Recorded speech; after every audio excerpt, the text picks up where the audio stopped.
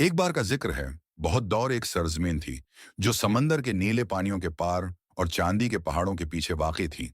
वहां एक ऐसा जादुई बादशाहत थी जो पूरी की पूरी चमकते हुए क्रिस्टल से बनी थी। वहां के महल, दरवाजे, हथी के दरिया भी ऐसे लगते थे जैसे सूरज की रोशनी में हीरों की तरह जगमगा रहे हों। इस बादशाहत को सब क्रिस्टल कंगड़म कहते थे। रोशनी, मौसीकी और मोहब्बत की सरजमीन। उसी बादशाहत में एक नहायत हुसीन और नेक दिल शहजादी रहती थी जिसका नाम था सराफीना।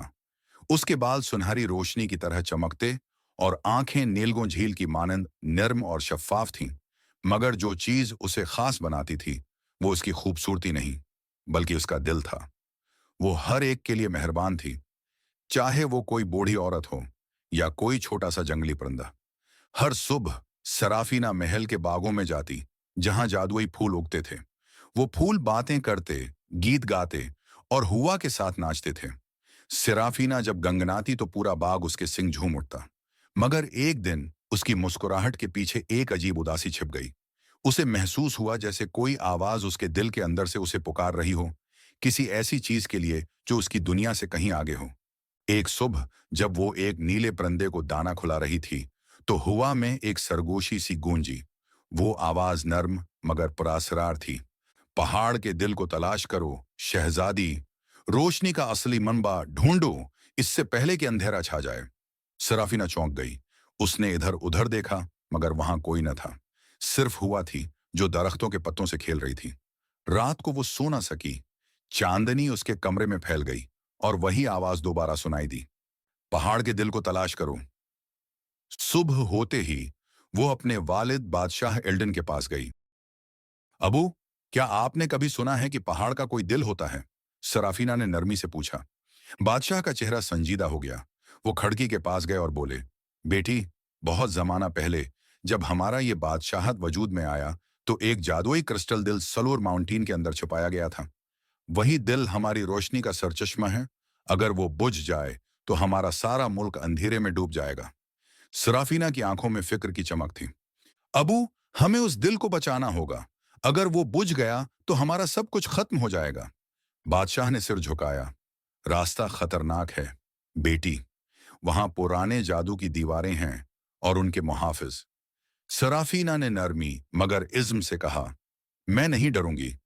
अगर मेरी सरजमीन खतरे में है तो मैं चुप नहीं बैठूंगी।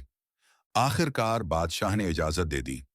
उसने अपनी बहादुर फौज के सरदार सर रौवान को हुक्म दिया कि वो शहजादी की हिफाजत करे। रौवान एक नड्र और सच्चा सिपाही था जो दिल ही दिल में शहजादी से मोहब्बत करता था मगर कभी कह न सका। अगली सुबह शहजादी ने चमकता हुआ चादर ओढ़ी, अपने वालिद से गले मिली और अपने नीले परंदे लूना के साथ सफर पर रवाना हुई। रास्ते में वो दोनों चमकते जंगलात, नदियों और जादुई पलों से गुजरे। इब्तदा में सब ठीक था। रात को आग के गर्द बैठकर वो कहानियां सुनाते और लूना गीत गाती। मगर पांचवें दिन आसमान पर सियाह बादल छा गए। जमीन हिलने लगी। कहीं से धुआं उठा और उसमें से एक साया नमूदार हुआ। मोरगरथ, अंधेरे की जादूगरनी। उसकी आंखों में सरख शाले जल रहे थे। शहजादी सराफीना, वो जहरीली मुस्कुराहट के साथ बोली, तो रोशनी के दिल को तलाश करने जा रही है? रोशनी बेवकूफों के लिए है। मैं तुझे वो ताकत दे सकती हूं जिससे तू सब पर हुकूमत करेगी। सराफीना ने बहादुरी से जवाब दिया, मुझे ताकत नहीं चाहिए, मुझे अपने लोगों के लिए उम्मीद चाहिए। जादूगरनी हंसी, उम्मीद, ये लफ्ज अंधेरे में बेकार है। अचानक उसने अपना औसा उठाया और सियाह जादू की एक लहर शहजादी की तरफ दौड़ी। मगर रौवान ने अपनी चमकती तलवार से वो जादू रोका। रोशनी और अंधेरे के बीच एक जबरदस्त जंग छिड़ गई। आखिरकार मोरगर्थ धुएं में बदल गई और गायब हो गई। मगर जमीन लर्ज उठी। पहाड़ का रास्ता टूट गया। शहजादी और रोवान भी मुश्किल अपनी जान बचाकर एक गार में पनाह लेने में कामयाब हुए। गार में वो थक कर बैठ गए। अचानक लूना परिंदा उड़कर एक पत्थर पर जा बैठा और उसकी चमकदार आंखों से नीली रोशनी निकली। गार की दीवारों पर एक नक्शा नमूदार हो गया जो पहाड़ के दिल तक जाने का रास्ता दिखा रहा था। लूना, तुमने हमें बचा लिया, सराफीना खुश होकर बोली। अगले दिन वो गार के अंदरूनी रास्तों पर चलने लगे। दीवारें चमकती थीं और हर कदम पर जादू की सरगोशियां गूंजती थीं। सराफीना, एक खौफनाक आवाज अभरी, इधर आओ, हम तुम्हें तुम्हारी सब ख्वाहिशें दे सकते हैं।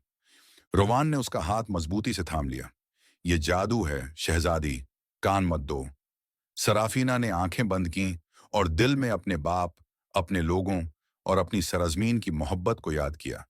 अचानक वो सरगोशियां गायब हो गईं, जैसे रोशनी ने अंधेरे को भगा दिया हो। आखिरकार वो एक बड़े जेर जमीन गार में पहुंचे। वहां एक झील थी, जिसके बीचों बीच एक जजीरा, और उस पर एक अजीम दिल जो रोशनी से धड़क रहा था। मगर वो रोशनी कमजोर पड़ रही थी। ये है पहाड़ का दिल, रोवान ने धीमी आवाज में कहा। अचानक पानी से मॉरगर्थ दोबारा भरी। उसका चेहरा गुस्से से लाल था। तो यहां तक पहुंच गई, लेकिन यहीं तुम्हारा अख्तिताम है।